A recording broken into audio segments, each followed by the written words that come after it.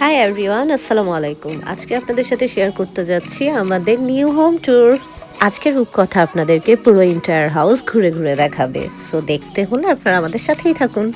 লন্ডনের এখন বর্তমান যে পরিস্থিতি, এই পরিস্থিতিতে বাসা পাওয়াটা অনেক বেশি ডিফিকাল্ট। আমাদের আগের যে বাসাটা ছিল সেখানে গার্ডেন ছিল না, আর আমার আব্বু গার্ডেন সহ বাসা অনেক বেশি পছন্দ করে।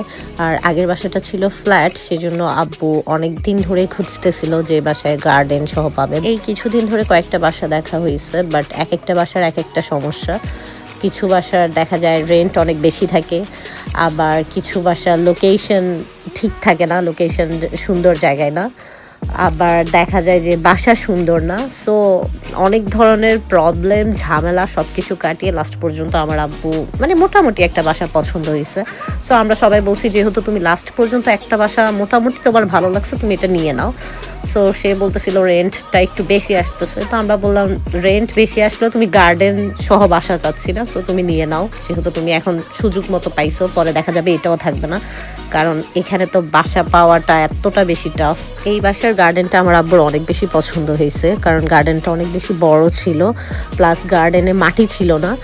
এখন তো অনেকটা অপরিষ্কার, কারণ বাসাটা নতুন করে কাজ করা হয়েছে। সো আমরা উঠার পরে দেখা যাবে পুরো বাসা ক্লিন করতে হবে। আর এখন তো ওই বাসা থেকে সব ফার্নিচারগুলো এই বাসায় নিয়ে আসতে হবে, পুরো বাসা গোছাইতে হবে। সো সব কিছু মিলিয়ে এখন বাসার অবস্থা একটু খারাপ। আর আরেকটা মজার বিষয় হলো, আমার আম্মু যখনই আমরা কোনো বাসা দেখি আমাদেরকে ফার্স্টেই জিজ্ঞেস করে ওই বাসার কিচেনটা কেমন, দেখতে সুন্দর তো। কারণ আমার আম্মু সবসময় বলে পুরো বাসা যেমনই হোক কিচেনটা সবার আগে সুন্দর থাকতে হবে, কারণ কিচেনে আমি সারাদিন থাকবো, আমি রান্না করব, কিচেন যদি সুন্দর না হয় তাহলে ওই বাসা আমি নিবই না। সো লাস্ট পর্যন্ত এই বাসার কিচেনটা আমার আম্মুরও পছন্দ হয়েছে। সো তাদের হাজব্যান্ড ওয়াইফ দুজনেরই দুইটা দিক থেকে পছন্দ হয়েছে, যার কারণে আমরা এই বাসাটাই কনফার্ম করি। আজকে আমরা জাস্ট পুরনো বাসার ফার্নিচারগুলো নতুন বাসায় ট্রান্সফার করে রাখতেছিলাম, পাশাপাশি অন্যান্য যে মালপত্রগুলো ছিল ওগুলো আমরা প্যাক করে করে এই বাসায় নিয়ে আসতেছিলাম। এই যে এটা আমার আম্মুর পছন্দের কিচেন, আশা করি এখন থেকে আম্মু আমাদেরকে আরো বেশি মজার মজার রান্না করে খাওয়াবে। আমার ফ্রেন্ডসরা সবাই এত কষ্ট করতেছিল, ওই বাসা থেকে গিয়ে গিয়ে মালপত্র এই বাসায় নিয়ে আসতেছিল, আর আমাদেরকে কিছুই করতে দিতেছিল না, বলতেছিল তোমরা সবাই বসে থাকো, আমরা সবাই মিলেই করবো, তোমাদেরকে করতে হবে না, তোমরা মেয়ে মানুষ, তোমরা রেস্ট করো, আমরা আছি, আমরা ছেলেরা মিলে সব কিছু করে দিব। এই বাসার আরেকটা ভালো ব্যাপার হলো, এখানে বাসার বাইরে প্রাইভেট পার্কিং আছে। সো এখানে 2টা থেকে 3টা গাড়ি পার্ক করা যাবে, ভালোই স্পেস ছিল। সো এটাও আমার কাছে অনেক বেশি ভালো লাগছে।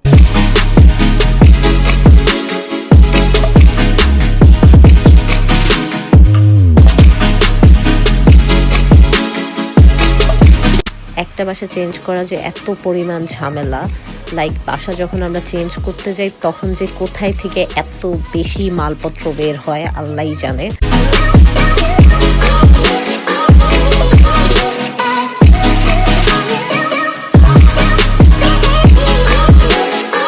নোবেল আমাকে নিয়ে হাসতেছিল, আর মনে হয় মনে মনে বলতেছিল যে আমরা সবাই কষ্ট করতেছি, এই মেয়েটা হাইটা হাইটা আমাদের সবার ভিডিও নিচ্ছে, কোনো কাজকর্ম করতেছে না। আর এই যে রুমের অবস্থা দেখেন, রুমের মধ্যে প্রত্যেকটা লাগেজে আর ব্যাগের মধ্যে জাস্ট আমাদের কাপড় আর কাপড়। এই কাপড়গুলো ঠিক করতে করতে আমাদের কতদিন যে সময় লাগবে এটা ভেবে আমার মাথা ঘুরাচ্ছিল।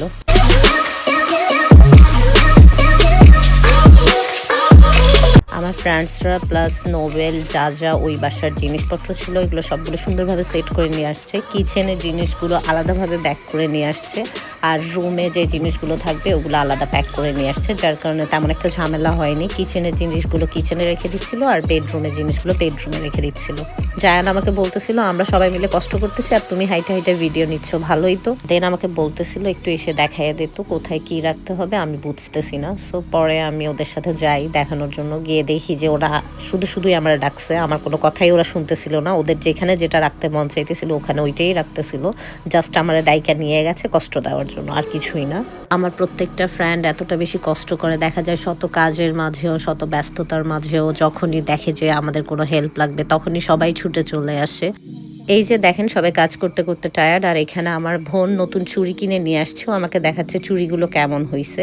ও হলো আমাদের বাসার মধ্যে সবচেয়ে বড় কাজ চোর, যে কিনা একটা কাজও করতে চায় না। এই যে দেখেন আমার সেজো বোন, ও হলো রূপকথার আরেকজন মা, যে কিনা সবার থেকে সবচেয়ে বেশি রূপকথাকে টেক কেয়ার করে। শত কাজের মধ্যে ওর রূপকথার দিকে ওর খেয়াল থাকবে। এই যে আমার আম্মু মোটামুটি ক্লিন করতেছিল, আমি বলতেছিলাম তোমার একটু ভিডিও নিতে পারি নাকি, সে বলতেছিল আমাকে বাজে লাগতেছে দেখতে, প্লিজ তুমি আমার কোনো ভিডিও নিও না। বাট তারপর আমি বলছি তোমার ফেস আমি তেমন একটা দেখাবো না, জাস্ট একটু ভিডিও নিচ্ছি, তুমি ক্লিন করতেছো কতটা সেটা দেখানোর জন্য। আমি একটু গার্ডেনে যেতে চাইছিলাম ভিডিও নেওয়ার জন্য, বাট আমি গার্ডেনের ডোরটা খুলতে পারতেছিলাম না। তো নুহিকে বললাম তুমি খুলতে জানো? নুহি বলতেছিল হ্যাঁ এটা তো আমার জন্য কোনো ব্যাপার না। দেন ও গিয়ে অনেকটা ট্রাই করছে, বাট ও নিজেও খুলতে পারে নাই। পরে অনেকক্ষণ পর্যন্ত ও ট্রাই করার পরে ও নিজেও হার মেনে গেছে, বলতেছিল এই ডোর আমার দ্বারা খোলা সম্ভব না, তুমি অন্য কারোর ডাইকা নিয়ে আসো। আমি হার মেনে নিলাম।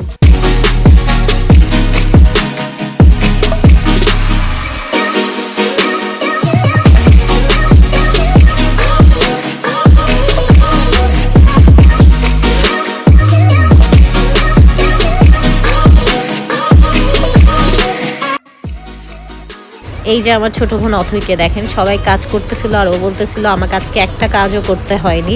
সেই খুশিতে আমি একটু সবাইকে নেচে দেখাই।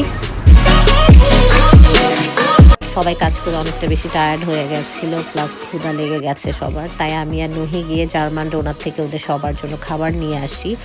আমরা প্রথমে ওই বাসায় যাওয়ার আগে চিন্তা করছিলাম আমরা ওখানে গিয়ে খিচুড়ি বা বিরিয়ানি করব সবাই একসাথে, বাট তার হয়ে ওঠেনি, কারণ ওখানে রান্না করতে গেলে আরও বেশি ঝামেলা হতো তখন। তাই আমরা বাইরে থেকেই খাবার নিয়ে আসি আর সবাই ডিনারটা ওখানে করে ফেলি। আর ডিনার শেষে আম্মু সবাইকে বাসায় চলে যেতে বলে, কারণ সবাই অনেক বেশি টায়ার্ড ছিল। আম্মু বলতেছিল আমরা কালকে পরশুর দিকে আবার করব, আজকের জন্য সবাই বাসায় চলে যাও। আজকের জন্য এতটুকুই, আপনাদের সাথে নেক্সট ভিডিওতে আরও অনেক কিছু শেয়ার করব। আল্লাহ হাফেজ, বাই বাই।